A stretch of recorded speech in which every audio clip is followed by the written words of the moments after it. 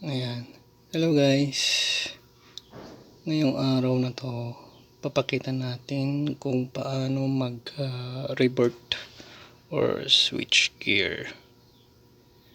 Kasama na rin yung start up.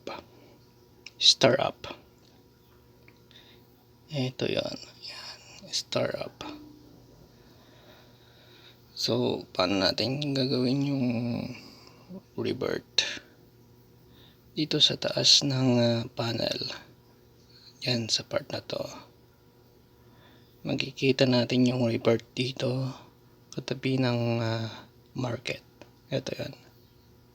Yan.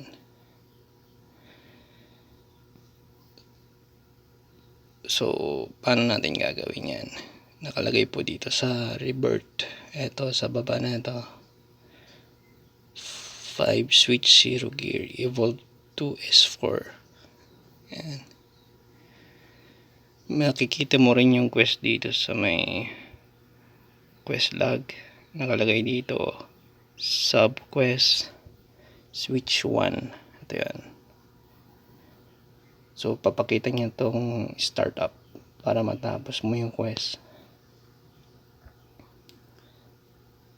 So ang pinaka last quest ko na ngayon is yung store up.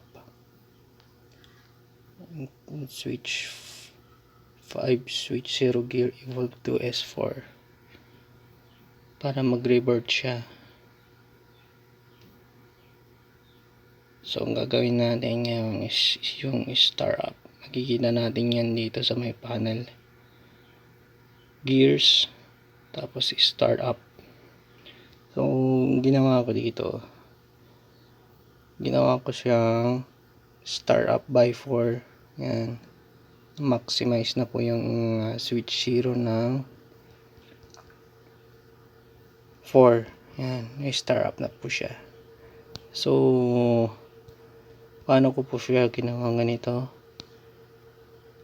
Try natin dito sa may last gear ko na dapat 5 ganito yung 5 4 star. Yan. Since 4 pa lang, gawin natin dito sa may armor. So paano mag-start up? Kiklik mo lang mo itong upgrade na to, itong nasa baba. Yan. Bale po pwede nating i-fill up yung gears. Yan. Tatlo lang. Yan. Para maging 100% yung success rate niya. So yan po. Start up lang natin. Yan. I-upgrade natin yan. Tapos ulitin natin para maging start up 4 siya. 1, 2, 3, 4, 5. Yan. Lagyan lang natin ng gears.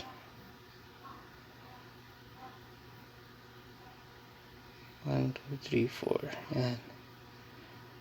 Kung wala kayong gears, pwede naman po dito sa may itong may checkbox dito para gumamit kayo ng jade. Kapag may jade kayo at wala kayong gears. Pero papakita natin yan. Kuwari 2 lang po yung gears ninyo. Yan. Confirm.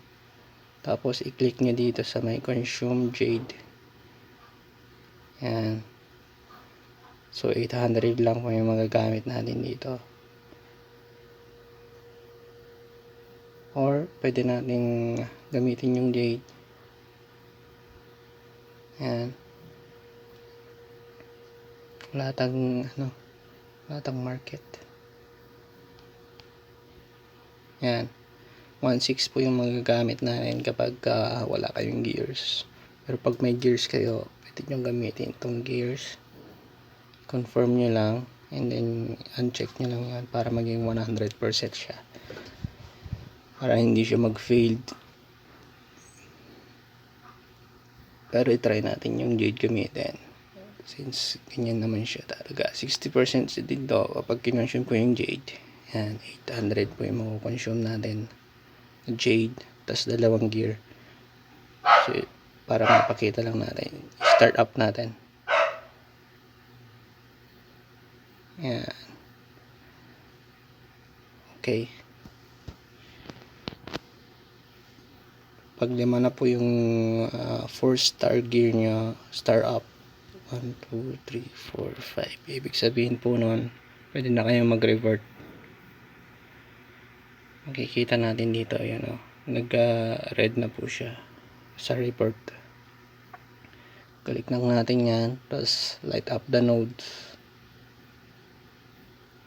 Ayan. And then go now. Pupunta kayo ngayon din sa may dungeon na yan. Patayin nyo lang po yan. And exit.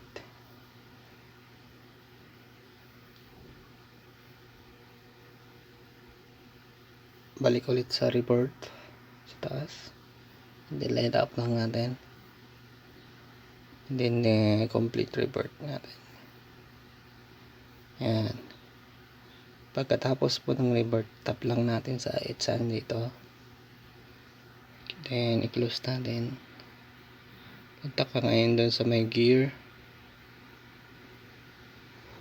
Makikita mo dito mayroon na po siyang switch 0 saka switch 1. I-tap lang po natin tong switch 1 and then ma-unlock na po siya. Yan. Pag na-unlock na po, i-equip lang po yung mga gears ng switch 1. Yan. Switch 1. Yun lang ata yung gear ko. At ma-unlock nyo na rin po dito sa may mga boss, Demking boss. Yan. Yung mga switch 1 gear magdulot. Yan. Switch 1 gear. Dito rin sa Devil 4. Yan. Demking may mga switch 1 gear na po siya. Para makapag-load kayo ng switch 1. Yan. Meron din yung free dito. Yan. Mabubuksan yan. Balik kayo ulit sa gears. Equip lang po natin yung mga yan. Yan. Para may free kayo gears. So, ngayon, ang magpapakita na ngayon dito sa may quest natin is yung switch 2. Para dun sa may report na switch 2. Ayan, may report na rin po dito. Iba rin po yung mga quest. Ayan, Tamashii Trial, G2 and above dungeon. Ayan. Sundan lang nyo lang po yung mga quest dito para makapag-report. Ayan lang po. Ayan. Sana naintindihan. Thank you.